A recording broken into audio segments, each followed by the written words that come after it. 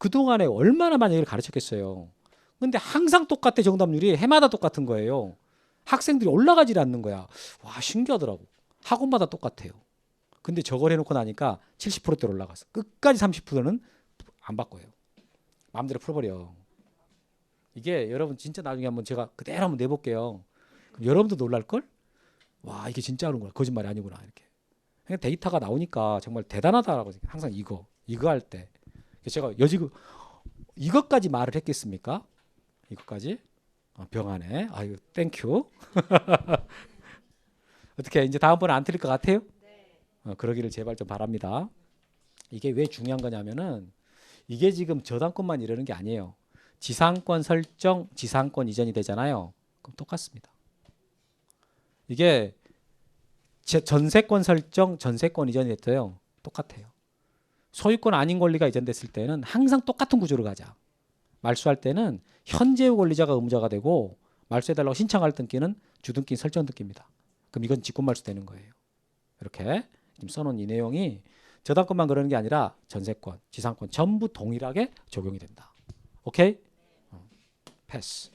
자, 여기까지 해가지고 이제 여러분들한테 제가 저당권에 대한 내용. 아니, 이거 지금 여기 있는 건데 그대로. 네. 그럼 저당권에 관한 내용을 말할 거예요. 이제 근저당권에 대해서 이제 설명을 해보겠습니다. 당연히 민법 시간에 배웠다 그러니까 이제 여러분 충분히 좀 알 것 같은데. 네, 그래요? 그럼 이거 들으면 돼 지금. 이거 지워야 돼. 안 지우면 수업이 안 돼. 그래서 이제 근저당권으로 들어가는데요. 여러분 근저당권도 저당권이에요.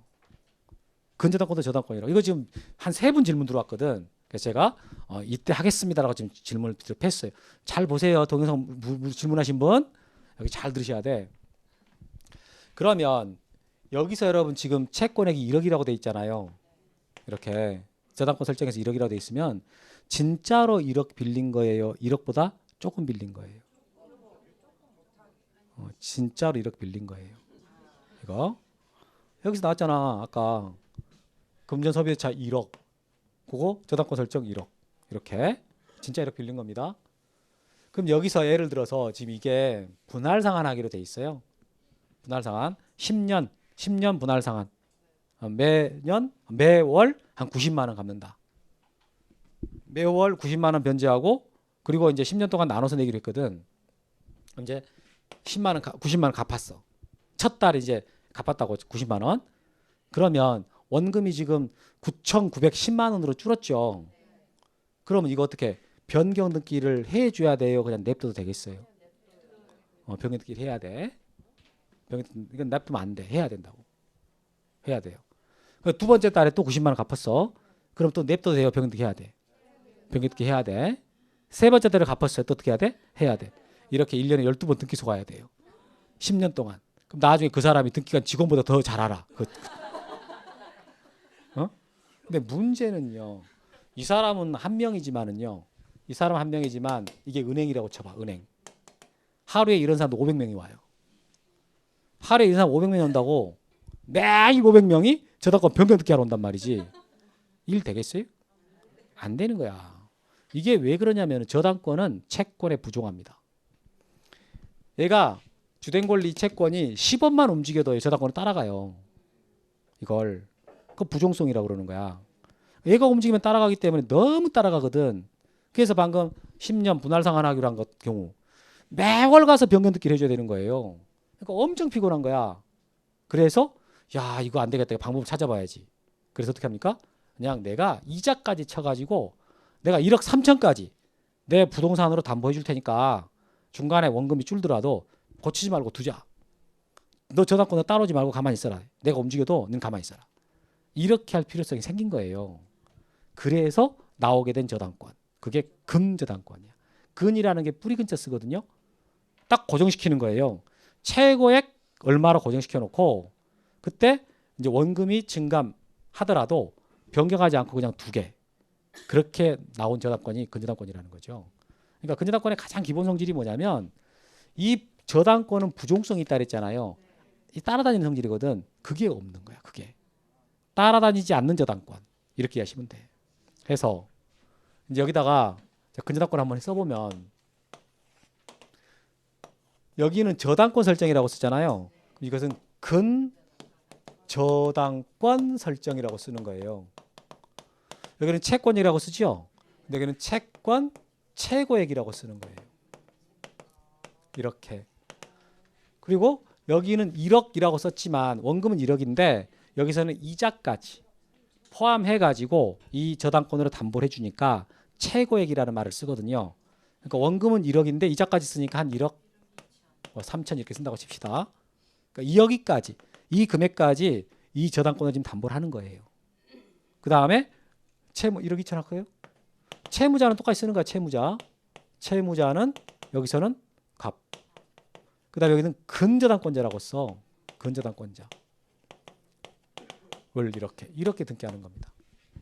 쓰는 방식이 여기서는 그냥 저당권이라고 쓰고 여기는 채권에게 쓰고 저당권자라고 쓰잖아요. 근데 근자가 들어가. 그건 최고라는 말이 들어가는 거예요. 나머지는 같아. 등기하는 방식은.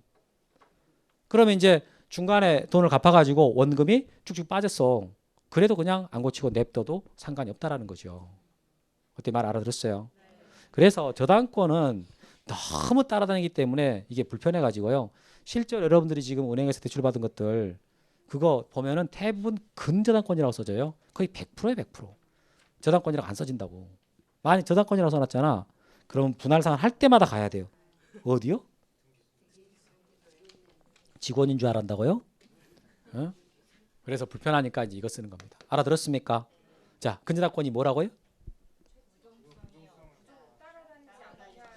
오케이. 안 따라다니는 저당권.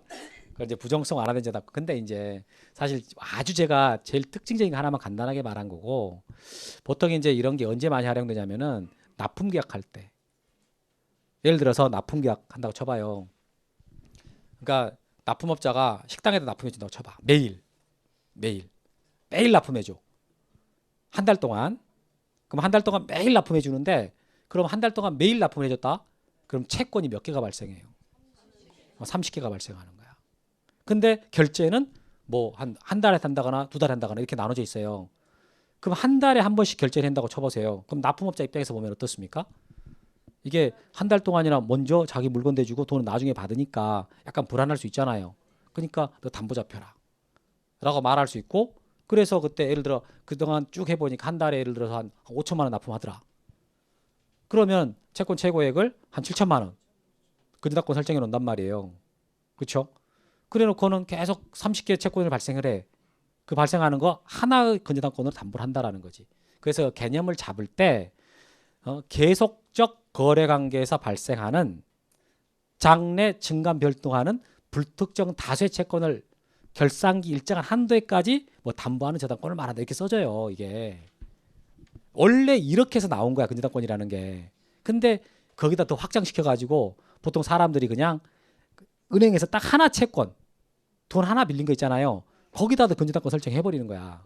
왜냐하면 중간에 분할상환 해야 되니까 또 갚아야 되잖아요. 그래서 그런 게 불편하기 때문에 여러 개 계속적 거래 관계가 아니라도 그냥 근저당권 설정하는 게 일반적이라는 거지. 알아들었습니까? 오케이, 봐볼게요.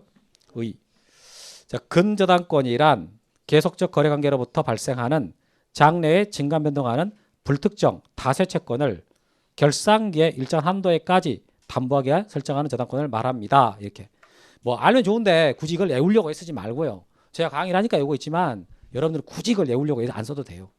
근데 그 다음에 나오는 말 근저당권도 저당권의 일종이지만 부정성이 완화된다라는 점에서 자, 특수한 저당권이라고 할 수 있습니다. 이 말 나왔잖아요. 그러니까 근저당권이 저당권하고 다른 점이 있는데 그중에 딱 하나만 써놓은 거예요. 부정성이 완화돼 있다. 이렇게만 알아듣겠죠? 근데 이제 여기서 자, 시험에 안 나오는 거 한번 얘기해 봅시다. 여러분 여기서 만약에 그러면 얘가 원금을 계속 갚아가지고 이제 원금이 한 2천만 원밖에 안 남았어요. 근데 등기상에서는 지금 얼마라고 써 있나요? 1억 2천. 그러면 설정자 입장에서 본다면 야 이거 좀 억울한데 내가 빌려간 돈이 2천만 원밖에 안 남았는데 1억 2천 써 있으니까 조금 좀 불편하다. 근데 그럼 어떻게 하면 되겠어요? 그러면은 이때 그 근저당권자한테 가가지고 이거 채권 최고액을 좀 낮추자. 굳이 1억 2천 써놓을 이유가 없을 것 같다. 그러면 3천만 원으로 좀 감액을 하자. 이렇게 요구할 수가 있어요. 가능합니다. 그러면 그때 1번 근저당권에 대한 변경 등기해 주면 돼. 3천만 원으로 변경해 주면 돼요. 원인은 변경 계약이야. 이렇게 할 수 있어. 근데 여러분 같으면 어떻게 그렇게 할 것 같아요? 그냥 냅둘 것 같아? 어때요? 이게 만약에 다시 은행에 가가지고 돈 빌릴 일이 없다면 뭐 그게 합리적인 방법일 수도 있는데 얘가 예를 들어서 5천만 원을 추가로 대출을 받는다고 쳐봐요. 응? 은행 가가지고 추가로 5천만 원을 대출 받는다고 쳐봐. 그럼 은행에서는 담보를 요구하겠어요? 안 하겠어요? 요구? 할 이유가 없잖아요. 지금 원금 채권책 1억 2천인데 원금 2천밖에 안 남았다면서요. 그 5천만 원 추가돼 봐야 이 담보 범위 안에 들어오잖아. 은행에서는 떼일 염려가 없는데 충분히 이걸로 담보가 되니까. 그러니까 은행에서는 추가로 담보 요구를 안 한다라는 거예요. 알아들었어요? 그래서 이때 설정자 입장에서 본다면 원금이 이만큼 줄었다 해가지고 꼭 이것을 감액시켜 놨을 때 이익이 되는 것만 있는 건 아니에요. 그냥 냅두고 있다가 나중에 지가 돈을 더 빌릴 것 같다. 그래서 은행 신청했습니다. 그럼 은행에서는 추가 담보 요구를 안 한다고. 충분히 이걸로 담보가 되고 있으니까. 알아들었어요? 그래서 편리한 거야 이게. 그리고 이게 꼭 금액을 낮춰야 되는 것도 아니고. 근데 만약에 이것이 세를 주고 있는 주택이다. 그러면 이제 세가 잘 나가려면 채권 채권이 낮아야 되니까. 그러니까 이건 금액을 낮추겠지만 굳이 자기가 살고 있는 집이단 말이에요. 그럼 굳이 저걸 낮춰놓을 이유는 없는 거지. 알아들었어요? 그래서 근저당권 성질에 대해서 좀 알고 있으면 공부할 도움이 될 겁니다. 자, 밑에 보시면 2번에서 자, 근저당권 설정 등기 신청할 때는요. 채권 최고액과 채무자를 기록해야 돼요. 채권 최고액과 채무자. 이때 채권 최고액에는요. 이자도 포함되므로 이걸 별도로 기록하지는 않는다. 여러분 아까 여기 보세요. 저당권 등기할 때는 이자는 임의적 사항이라 쓸 수도 있거든. 쓸 수도 있어. 그러나 근저당권 등기할 때는요. 이자는 이미 금액 안에 포함되어 있어요. 그러니까 따로 이자가 몇 프로다 쓸 필요가 없는 거야. 쓰지 않는다고. 알겠어요? 그리고 참 여기서 보시면 여러분 만약 채무자가요. 채무자가 지금 여기서 한 명만 있지만 예를 2명이라고 쳐봐. 여러분 채무자가 2명이 될 수도 있죠. 이 연대 채무자가 될 수 있잖아. 그럴 때 채권 최고액을 쓸 때요. 채권 최고액 1억 2천 채무자 갑병 이렇게 쓰는 거야. 아니면은 채권 최고액 갑 6천만 원, 변 6천만 원 이렇게 나눠서 쓰는 거야. 어떻게 쓸 것 같아요? 지금 이렇게 쓰는 거 이렇게 쓰는 걸 보고 단일하게 쓴다라고 표현을 해. 단일하게. 채권 최고액 하나만 써놓고 채무자는 갑, 병 이렇게 쓰는 거예요. 근데 만약 여기서 갑 6천, 병 6천 이렇게 쓰는 거 있잖아요. 이렇게 쓰는 것을 보고 구분하여 쓴다라고 하거든. 근데 채권 최고액은 구분하여 쓰는 게 아니라 어떻게 쓰는 거라고요? 단일하게 쓰고. 그리고 여기서 이 사람들이 연대 채무자야.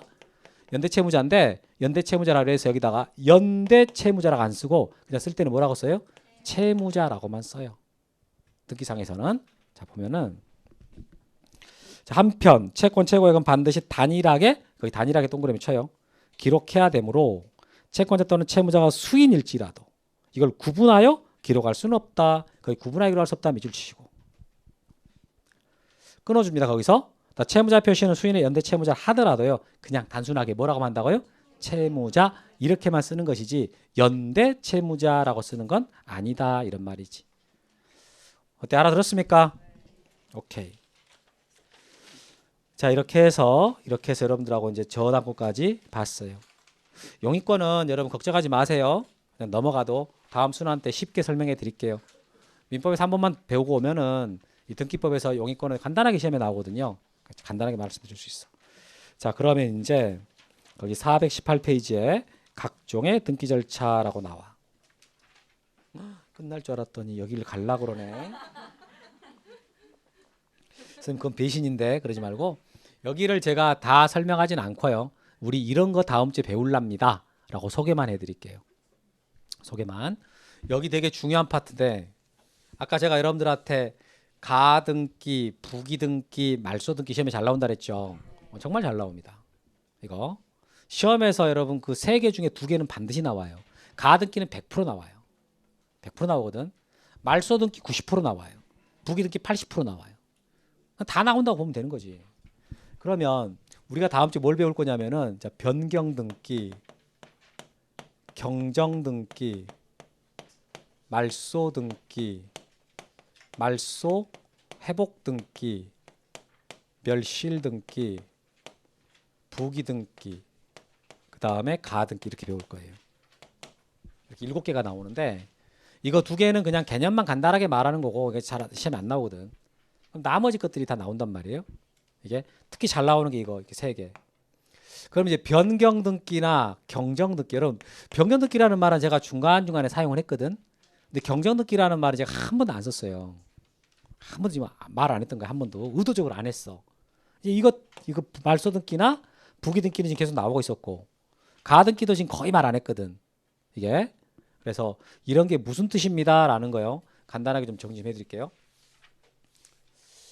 여러분 등기부 상에 등기부 상에요. 등기 기록이라고 한다 그랬죠. 어떤 내용이 써 있어요. 이런 등기가 있단 말이에요. 그럼 이게 실체 관계랑 일치가 돼야 돼. 그러니까 써진 것대로 정말 그래야 된다 그 말이에요. 그런데 이게 이제 불일치하게 됐을 때 만약에 전부가 다 불일치해 버려. 전부가 다 불일치하게 돼 버린 거야.